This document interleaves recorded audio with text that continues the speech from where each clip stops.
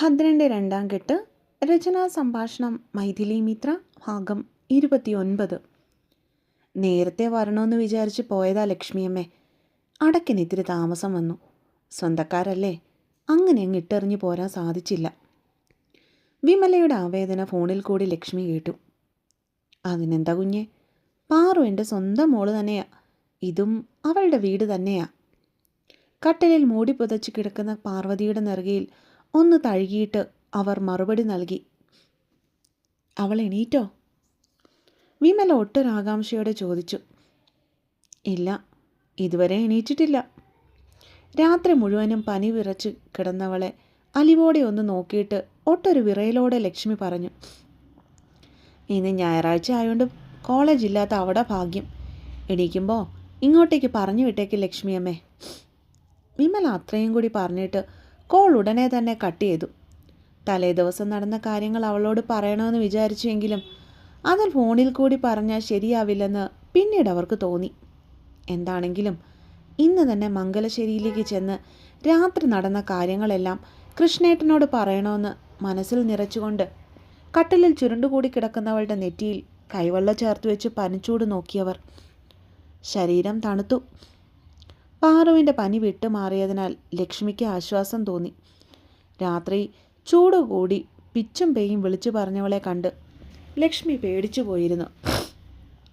ഭദ്രൻ്റെ കയ്യിൽ നിന്നും പനിക്കുള്ള ഗുളിക വാങ്ങിച്ചു കൊടുത്തതിന് ശേഷം വെളുപ്പിനെ വരെ അവളുടെ നെറ്റിയിൽ നനഞ്ഞ തുണി തോരാതെ ഇട്ടുകൊണ്ടിരിക്കുകയായിരുന്നവർ. അവർ മനസ്സുരുകി മഹാദേവനോട് പ്രാർത്ഥിച്ചതിന് ശേഷം നേരെ കുളിമുറിയിലേക്ക് കയറി. കുളി കഴിഞ്ഞൊരു നേരിയതും ചുറ്റി മുറിയിലേക്ക് വന്നപ്പോഴും പാറു എഴുന്നേറ്റിട്ടുണ്ടായിരുന്നില്ല. അവരവളെ വിളിച്ചുണർത്താനായി പോയില്ല. നേരെ അടുക്കളയിലേക്ക് നടന്നു. കാപ്പി അനത്തി ഹാളിലേക്ക് ചെന്നപ്പോൾ തന്നെ കണ്ടു അവിടെ സെറ്റിയിൽ പതിവ് പോലെ പത്രവും വായിച്ചുകൊണ്ടിരിക്കുന്ന ഭദ്രനെ. രാത്രി മുഴുവനും അവൾക്ക് നല്ല പനിയായിരുന്നു. ഭദ്രന് നേർക്ക് ഗ്ലാസ് നീട്ടിക്കൊണ്ട് ലക്ഷ്മി പറഞ്ഞു. ഭദ്രൻ അമ്മയൊന്ന് നോക്കിയതല്ലാതെ മറുപടിയായി ഒന്നും പറഞ്ഞില്ല. ഇപ്പോൾ തണുത്തിട്ടുണ്ട്. ഇതുവരെ എഴുന്നേറ്റിട്ടില്ല പാവം. ഉള്ളിലുള്ള സങ്കടം അവരിൽ നിന്നും വീണ്ടും പുറത്തേക്ക് വന്നു. ഭദ്ര, നിന്നോടാ ഞാൻ പറയുന്നേ, നീ എന്താ ഇങ്ങനെ കുന്തം വിഴുങ്ങിയതുപോലെ ഇരിക്കുന്നേ? താൻ എന്തൊക്കെ പറഞ്ഞിട്ടും അതൊന്നും തന്നെ ബാധിക്കുന്ന കാര്യമല്ല എന്ന മട്ടിലിരിക്കുന്നവനോട് ലക്ഷ്മിക്ക് വല്ലാത്ത ഈർഷ്യ തോന്നിപ്പോയി. അതിനിപ്പോൾ ഞാനെന്തു വേണമെന്നാ? ഇപ്പോൾ അവൾക്ക് കുഴപ്പമൊന്നുമില്ലെന്ന് അമ്മ തന്നെയല്ലേ ഇത്തിരി മുന്നേ പറഞ്ഞത്? പത്രം ഒന്ന് താഴ്ത്തി വെച്ചുകൊണ്ട് അവൻ അവർക്ക് നേരെ തിരിഞ്ഞു. വീട്ടിലൊരു പെങ്കൊച്ചിന് ഇത്രയൊക്കെ ഉണ്ടായിട്ട് നീ എന്താ ഭദ്ര ഇങ്ങനെ സാമട്ടിലിരിക്കുന്നേ? നന്ദനമോക്കാണ് ഇങ്ങനെ സംഭവിച്ചിരുന്നെങ്കിലേ നീ ഇങ്ങനെ ആയിരിക്കുന്നോനെയോ പ്രതികരിക്കുന്നത്?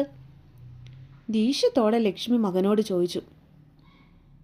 അമ്മ എന്തൊക്കെയായി വിളിച്ചു കൂന്നെന്ന് വല്ല ബോധമുണ്ടോ? അവളെ പോലെ കാണാൻ ഇവൾ എനിക്ക് ആരാ? ഇത്രമാത്രം തലയിലെടുത്ത് വയ്ക്കാൻ. അമ്മ പ്രസവിച്ച മകളൊന്നും അല്ലല്ലോ അകത്ത് കിടക്കുന്നേ.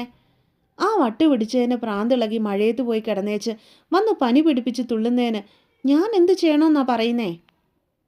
അവൻ പത്രം ടീപ്പോയുടെ മുകളിലേക്ക് വലിച്ചെറിഞ്ഞുകൊണ്ട് സെറ്റിയിൽ നിന്നും ചാടി എഴുന്നേറ്റു. നിനക്കിത്രയും ദേഷ്യം വരാൻ ഞാനിപ്പോൾ എന്ത് ചെയ്തെന്നാ? അവളെ ഇവിടെ വിശ്വസിച്ചേൽപ്പിച്ചു പോയവരോട് സമാധാനം പറയേണ്ട കടമ നിനക്കുണ്ട് ഭദ്ര. അത് നീ മറക്കരുത്. പിന്നെ നീ ഒരു കാര്യം ഇപ്പോൾ ചോദിച്ചല്ലോ, അവൾ ഞാൻ പ്രസവിച്ച മകളാണോന്ന്. എന്നാ കേട്ടോ, എനിക്കവൾ മകള് തന്നെയാ. ഞാൻ പ്രസവിക്കാത്ത എൻ്റെ മോള്. എന്തായാലും ഒന്ന് ഞാൻ പറയാം, ഞാൻ പ്രസവിച്ച നിന്നേക്കാൾ എനിക്ക് സന്തോഷം തരുന്നത് പ്രസവിക്കാത്ത ആ മകള് തന്നെയാണ്. അവൻ മകനെ ഒന്നുറ്റു നോക്കിക്കൊണ്ട് അകത്തേക്ക് വേഗത്തിൽ നടന്നുപോയി. ഈ അമ്മയ്ക്കിതെന്താ പറ്റിയേ? ഏത് നേരം അഹങ്കാരിയെപ്പറ്റി മാത്രമേ ചിന്തയുള്ളൂ. ഇങ്ങനെ പോയാൽ മിക്കവാറും ഞാൻ ഈ വീട്ടിൽ നിന്ന് ഇറങ്ങിപ്പോകേണ്ടി വരും. ഇപ്പോൾ തന്നെ നന്ദനെ പോലെ തന്നെയാണ് അമ്മ ആ പിശാശിനെ നോക്കി കാണുന്നത്. ഇതിങ്ങനെ നീട്ടിക്കൊണ്ട് പോയാൽ നാളെ അവളെ പിടിച്ച് ഇവിടെ സ്ഥിരതാമസത്തിന് നിർത്തിയെന്നും വരും. അവൻ കൈമുഷ്ടി ചുരുട്ടി പിടിച്ചുകൊണ്ട് തൻ്റെ കോപത്തെ നിയന്ത്രിച്ചു. ഈ പുല്ലൊന്ന് വീട്ടിലേക്ക് എഴുന്നേറ്റ് പോരുന്നെങ്കിൽ. വീണ്ടും സെറ്റിയിലേക്ക് തിരികെ ഇരുന്നു കൊണ്ട് പത്രമെടുത്ത് നിവർത്തിപ്പിടിച്ചു. എങ്കിലും അത് വായിക്കുവാനുള്ള മാനസികാവസ്ഥയിൽ ആയിരുന്നില്ലവൻ. കണ്ണും തുറന്ന് എഴുന്നേറ്റപ്പോൾ ദേഹമൊക്കെ വേദനിക്കുന്നത് പോലെ തോന്നി പാറുവിന്. അവൾ പതിയെ കട്ടിലിൽ നിന്ന് എഴുന്നേറ്റ് കാലുകൾ രണ്ടും തറയിലേക്ക് കുത്തി നിന്നു. മമ്മ. ശരീരവേദന കാരണം അവൾ നിലവിളിച്ചു പോയിരുന്നു. പതിയെ നടന്ന് വാഷ്റൂമിലേക്ക് കയറി പ്രഭാതകൃത്യങ്ങൾ കഴിച്ചതിന് ശേഷം പുറത്തേക്കിറങ്ങി. നേരെ അടുക്കളയിലേക്ക് ചെന്നപ്പോൾ അവൾ കണ്ടു എന്തൊക്കെയോ തിരക്കിട്ട് ചെയ്തുകൊണ്ടിരിക്കുന്ന ലക്ഷ്മിയമ്മയെ. എന്താണ് ലക്ഷ്മിക്കുട്ടി പരിപാടി? പുറകിൽ നിന്നും കെട്ടിപ്പിടിച്ചുകൊണ്ട് പാറു അന്വേഷിച്ചു. നീ എണീറ്റോ മോളെ? എങ്ങനുണ്ട് നിനക്കിപ്പോ? അവർ ആകുലതയോടെ തിരിഞ്ഞു നിന്ന് അവളുടെ നെറ്റിയിലും കഴുത്തിലുമൊക്കെ തൊട്ടു നോക്കി ചൂട് പരിശോധിച്ചു. കുഴപ്പമൊന്നുമില്ലെന്നേ, പനിയൊക്കെ എപ്പോഴേ പമ്പ കടന്നു. അവളൊന്ന് ചിരിച്ചുകൊണ്ട് ലക്ഷ്മിയുടെ കവിളുകൾ രണ്ടും വലിച്ചു വിട്ടു. രാത്രി ഒന്ന് കാണണമായിരുന്നു. പിച്ചും പേയും വിളിച്ചു കൂന്ന് കേട്ടപ്പോൾ ഞാനങ്ങ് പേടിച്ചു പോയി. പാറുവിൻ്റെ നെറുകയിലൊന്ന് തഴുകിയിട്ട് ലക്ഷ്മി വാത്സല്യത്തോടെ പറഞ്ഞു. അതൊക്കെ കഴിഞ്ഞില്ലേ എൻ്റെ ലക്ഷ്മിക്കുട്ടിയെ, ഇങ്ങനെ അങ്ങ് പേടിച്ചാലോ? അതെ, വല്ലതും ഉണ്ടാക്കിയെങ്കിലൊന്ന് തരുവോ? മനുഷ്യനിവിടെ വിശന്നിരിക്കുക. പൊടുന്നനെ അടുക്കളവാതിൽക്കൽ നിന്നും ഒരു അശരീരി കേട്ടപ്പോൾ അവരിരുവരും അങ്ങോട്ടേക്ക് നോക്കി. അപ്പോഴവർ കണ്ടു കിച്ചൺ ഡോറിനരികിൽ നിന്ന് എങ്ങോട്ടേക്കോ നോട്ടം പായിച്ചു കൊണ്ട് നിൽക്കുന്ന ഭദ്രനെ. ദാ കഴിഞ്ഞു, നീ ഇരുന്നോ. അതും പറഞ്ഞിട്ട് ലക്ഷ്മി കാസറോൾ ഒരു കൈയിലും സാമ്പാറിൻ്റെ ഒരു കൈയിൽ ബൗൾ മറുകൈയിലും എടുത്തുകൊണ്ട് അവന് പിന്നാലെ ഡൈനിങ് റൂമിലേക്ക് നടന്നു. അടുക്കള എവിടെയെന്ന് അറിയാൻ മേലാത്തവനാ ഇപ്പോൾ ഇവിടെ വന്ന് വിശക്കുന്നു എന്ന് പറയുന്നേ. കലികാലം അല്ലാതെ എന്താ? പിറുപിറുത്തുകൊണ്ട് തന്നെ കഴിക്കാനായി ഇരുന്ന മകൻ്റെ മുൻപിൽ വെച്ചിരിക്കുന്ന പാത്രത്തിലേക്ക് കാസറോളിൽ നിന്നും ചൂടുള്ള ഇഡലി വിളമ്പിക്കൊടുത്തു. ശേഷം കുറച്ച് സാമ്പാർ അതിന് മുകളിലേക്ക് ഒഴിച്ചു കൊടുത്തു. മോളെ പാറു, നീയും കൂടി വന്നിരിക്കെ. അവനെതിരായി കിടക്കുന്ന ചെയറിന് മുൻപിലേക്ക് അവൾക്കുള്ള പ്രാതൽ വിളമ്പി വെച്ചതിന് ശേഷം ലക്ഷ്മി അടുക്കളയിലേക്ക് നോക്കി പാർവതിയെ വിളിച്ചു. വരുന്നമ്മേ. പാറു വന്ന് കസേര വലിച്ചിട്ടിരുന്നു കൊണ്ട് മുൻപിലിരിക്കുന്ന ഭദ്രന്മാരെ ഒന്ന് നോക്കി. പിന്നീട് സ്വന്തം പാത്രത്തിലേക്ക് തലകുമ്പിട്ടു. അമ്മേ, ഒന്നുകൂടെ തരുമോ? വിളമ്പി വെച്ചത് മൊത്തം കഴിച്ചു തീർത്തിട്ട് അവൾ വീണ്ടും ചോദിച്ചു. അതിനെന്താ മോളെ, ഇനിയും തരാമല്ലോ. സന്തോഷത്തോടെ അവളുടെ പ്ലേറ്റിലേക്ക് വീണ്ടും 2-3 ഇഡലിയും കൂടി വെച്ചു കൊടുത്തിട്ട് കുറച്ച് കറി കൂടി ഒഴിച്ചു കൊടുത്തു. ഭദ്രൻ അത് കണ്ട് കണ്ണു തള്ളിപ്പോയിരുന്നു. തീറ്റ കണ്ടാൽ തോന്നുവോ ഈ ശരീരത്തിലേക്കാ ഇതൊക്കെ പോകുന്നതെന്ന്? ഇവളെന്താ വയറ് വാടകയ്ക്ക് എടുത്തോണ്ട് വന്നിരിക്കുവാണോ? പുച്ഛ ആവോളം വാരി വിതറിയിട്ട് അവൻ കഴിച്ചു തീർത്തത് അവിടെ നിന്നും വേഗത്തിൽ എഴുന്നേറ്റ് പോയി. അവൻ പോയതെന്നൊന്നും മൈൻഡ് ചെയ്യാതെ അവൾ അപ്പോഴും കഴിച്ചു തീർക്കുന്നതിൻ്റെ തിരക്കിലായിരുന്നു. ലക്ഷ്മി, നീ എന്താ ഈ പറഞ്ഞു വരുന്നേ?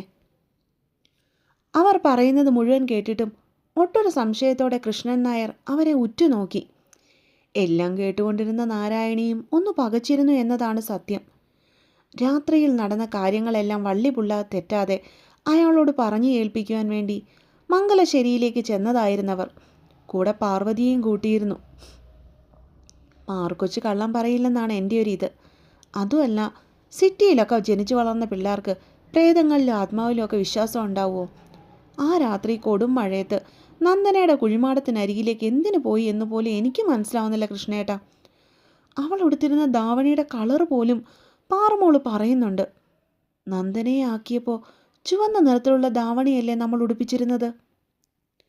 അവരുടെ വാക്കുകൾ തീ കോരിയിടുന്നത് പോലെയായിരുന്നു കൃഷ്ണൻ്റെയും നാരായണിയുടെയും മനസ്സിൽ. ലക്ഷ്മി പറയുന്നതും ഒരു വേള ശരിയാണെന്ന് അവർക്ക് തോന്നിപ്പോയി. ഇതിനിപ്പോൾ എന്തു ചെയ്യണമെന്നാണ് നീ പറയുന്ന ലക്ഷ്മി? ആദിയോടെ നാരായണി തൻ്റെ മനസ്സിലുള്ളത് ചോദിച്ചു പോയി. മേപ്പത്തൂരെ ഒന്ന് കണ്ടാലോ എന്ന് എനിക്ക് തോന്നുന്നേ. അദ്ദേഹത്തിനെ പോലെ ശ്രേഷ്ഠനായ ഒരു വ്യക്തിക്ക് ഇതിൻ്റെയൊക്കെ അർത്ഥം പറഞ്ഞു തരാൻ സാധിച്ചാലോ? ഭദ്രൻ്റെ ജാതകദോഷം വരെ നമുക്ക് പറഞ്ഞു തന്ന ആളല്ലേ. അദ്ദേഹം എന്തേലും പറഞ്ഞ പോലെ നടക്കുമെന്ന് എനിക്ക് വിശ്വാസമാണ്. അതുകൊണ്ട് കൃഷ്ണേട്ടനെ എൻ്റെ കൂടെ ഒന്ന് വരണം, മേപ്പത്തൂരിനെ കാണാൻ. അവർ പ്രതീക്ഷയോടെ കൃഷ്ണൻ നായരുടെ മുഖത്തേക്ക് നോക്കിയിരുന്നു. വായിച്ചിട്ടൊരു വരി കുറിച്ചിട്ട് പോകട്ടെ പിള്ളേരെ. അടുത്ത പാട്ടുമായിട്ട് വേഗം വരാവേ.